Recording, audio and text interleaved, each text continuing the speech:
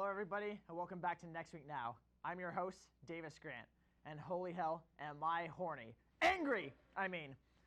The libs have infiltrated every corner of this great country, and they will stop at nothing to ban every single white male from this country. And I, for one, will not stand for it. Next Week Now will be the last bastion for the proud white man in this great country of the United States of America. USA! USA! USA! Now, for your weekly news. Pop icon Taylor Swift is circulating the news once again for her latest album, Lover. While I could talk for hours about how this album promotes the idea that women are people, I find that there's a much more interesting story playing in the background. Manager Scooter Braun has just recently bought all of the rights to Taylor Swift's music. This means that anytime you listen to one of Swift's old recordings or hear it in a movie or show, Braun is receiving the paycheck instead of Swift. Does anyone realize what this implies? Men did it again. Way to go, everyone. We're still the superior sex. Give yourselves a hand, men. All right, ladies, you give them a hand too, but on their penises. Now, although this is another victory for men, it does come at a cost. Feminism in action. Taylor Swift has announced that she intends to re-record all of her old albums to regain the rights to her own music. This is so typical. A woman does all of this hard work over the course of a decade, and when a man tries to profit off of it, she retaliates. Unbelievable. While this news has been confirmed, Next Week Now is predicting something far more treacherous, which will set a dangerous precedent. We here at Next Week Now are predicting that Taylor Swift intends to re-record every musical composition in history to gain the rights to all of music. Yes, all of it. Now, let's break down how this is even possible. Swift will cancel all touring, meetings, and personal errands to make time to record herself singing every song in existence. This includes all artists and genres, ranging from the Beach Boys to Death Grips to the Muppets soundtrack, and even to the podcast your roommate has been bugging you about for listening to for the past 3 months. Taylor Swift will even record instrumental tracks. She will hum all of the instruments in Beethoven's Fifth and scream all of the organ parts in Green Onions like this. All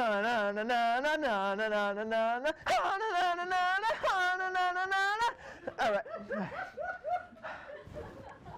Now, you might be thinking, Mr. Grant, is it even legal to do this? Or, Professor Grant, can't we just listen?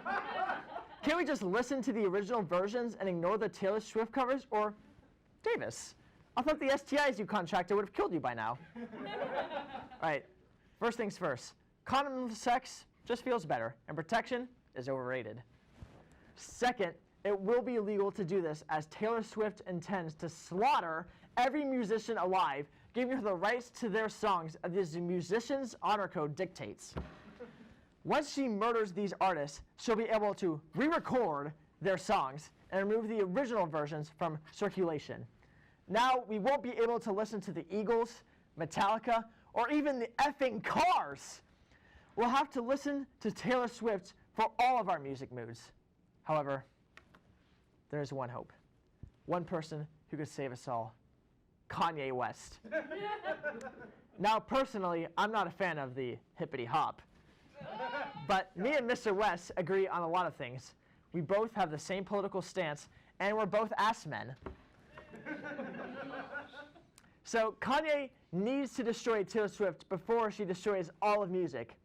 In addition, this will also destroy the feminist movement, as Swift is the leader of all women, obviously. Now, once Kanye finishes Taylor, peace will be restored between the genres of music, and I can stop pretending like I care what women have to say. Oh, gosh. The only thing the only thing I have in common with Taylor Swift is my long, luscious hair. Now, you may be wondering, audience, why I have this maid of mine now. Well, you have to find a new way to attract those freshman girls, am I right? So young, so full of me.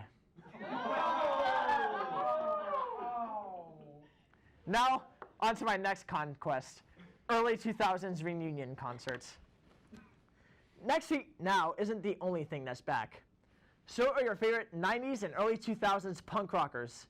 That's right, 20-somethings who never got out of their emo phrase. I'm looking at you, Samantha Mathis.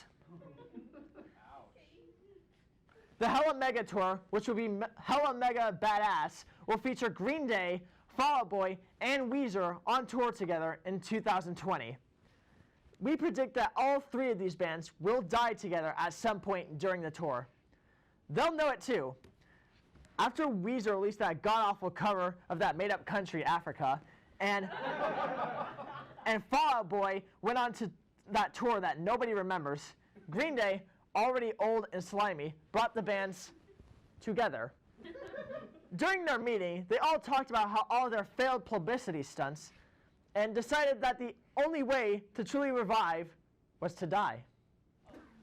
Then they started Hella Mega planning for their Hella Mega tour. Every aspect of their show will involve a secret code detailing the horrific pain and suffering they'll face when the time comes.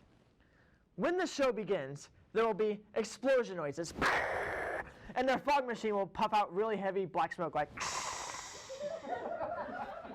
Then, when the lights turn on and the bands come on stage, each band member will be holding papier-mâché versions of their own severed heads.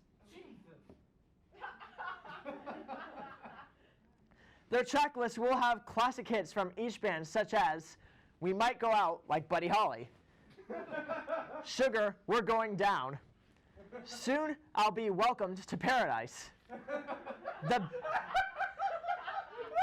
The bands aren't all right. American Eulogy, Beverly Falls, and Good Riddance. Inexplicably, Fall Out Boy will refuse to play their hit from Big Hero 6, Immortals. At the end of each show, the audience will find pieces of paper under their seats. Billy Joe Armstrong will then instruct everyone to fold the paper into an airplane, then throw it at them on stage before they say their final goodbyes. Nobody will be exactly sure what this all means until the impossible happens. All three of the bands, while traveling back home after a successful night at their last show on tour, will die in a plane crash over the Rock and Roll Hall of Fame in Cleveland, Ohio. Their bodies and parts and debris will splatter on the outside of the building, thus marking their place in rock and roll forever. Now on to correspondent Stephen Newguy to talk about how some people should have more rights than others.